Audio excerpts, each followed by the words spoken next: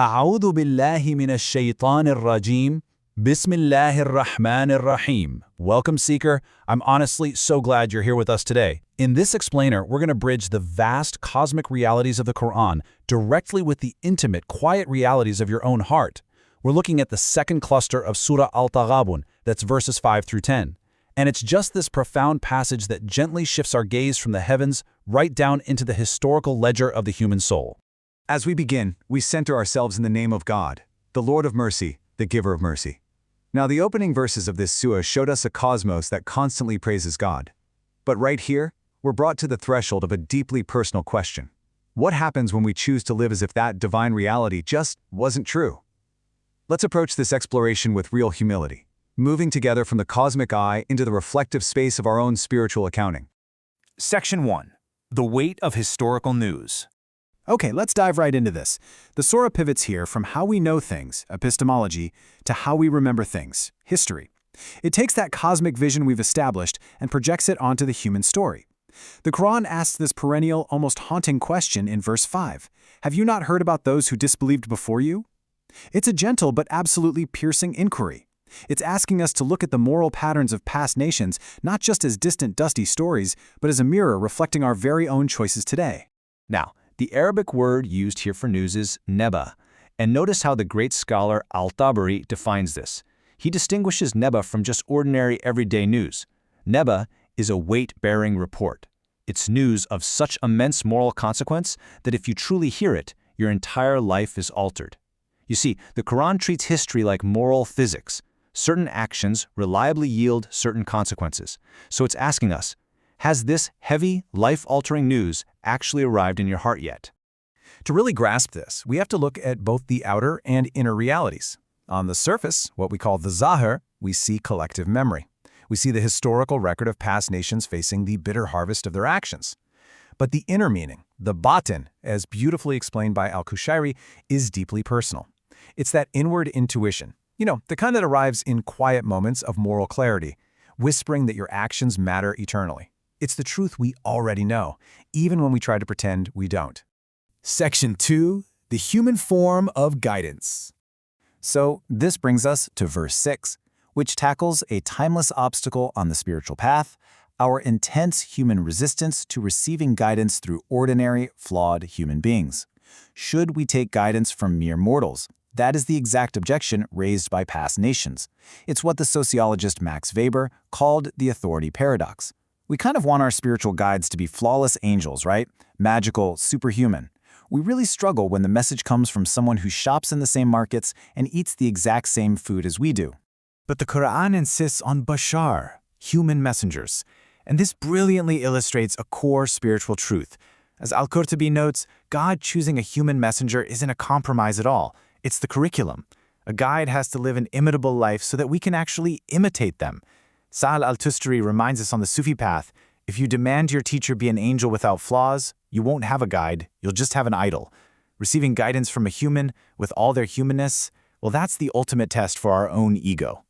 The crucial point here is grounded in the twin divine names mentioned in the verse, Ghani and Hamid.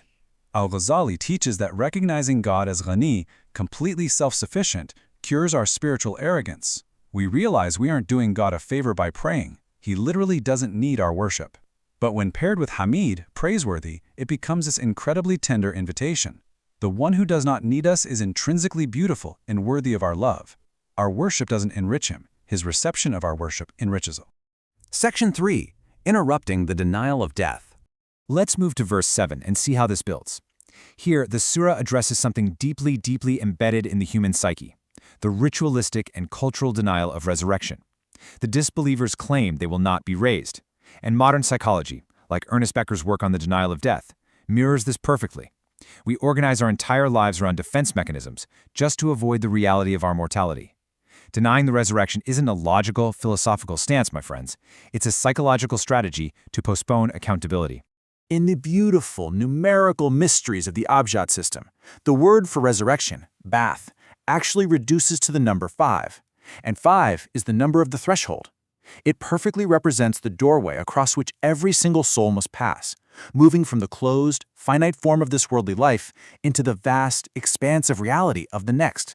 The Quran uses the word za'ama for this denial, a baseless false claim spoken with hollow confidence. But notice how the Quran responds. It doesn't argue, it uses a prophetic oath. Yes, by my Lord, you will be raised. Maulana Rumi says this oath isn't meant to spark a debate, it is a gentle interruption. It's literally like a dear friend placing a warm hand on your shoulder to wake you up from the small, quiet calculus of believing that no one will ever see your hidden choices. Section 4. Seeing by Divine Light. This awakening transitions us beautifully to verse 8, which outlines the prescriptive response for the seeker: believe in God, the messenger, and the light. The Quran refers to the revelation here not as a rigid book or a set of rules, but as nur, light. The issue with the disbelievers wasn't a lack of logical argument, it was an inability to see. The Quran acts as an optical capacity, sent down to literally illuminate the dark rooms of our lives so we can see reality exactly as it is. Outwardly, the zahir. This means acknowledging the clear evidences brought by the prophets. But the inner, tender Sufi reading is just so moving. The masters say that light does not argue with the dark, it simply shines. Our responsibility through daily practices like adab and dhikr is simply to keep our own optical surfaces clean. We don't need to argue with the darkness of the world. We just have to refuse to become the dark ourselves, yielding softly to the divine light. Section 5. The Day of Mutual Disclosure.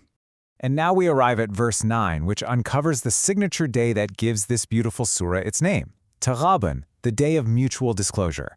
It's actually a marketplace term. It describes the exact moment a transaction is finalized and you realize who truly walked away with the gain and who took the loss. Think of the behavioral economics concept of loss aversion by Daniel Kahneman. We are so terrified of losing in this world, but on Taghābun, the valuations are entirely reversed. The worldly losers who sacrificed for God are revealed for sure as the ultimate winners. Outwardly, this is the grand eschatological endgame, the day cosmic justice is finalized. But inwardly, Ibn Arabi teaches that Taghābun is happening right now.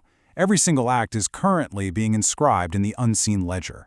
This is exactly why the seeker practices muraqabah, vigilant watchfulness. It is the willing, daily rehearsal of honest accounting in the present moment.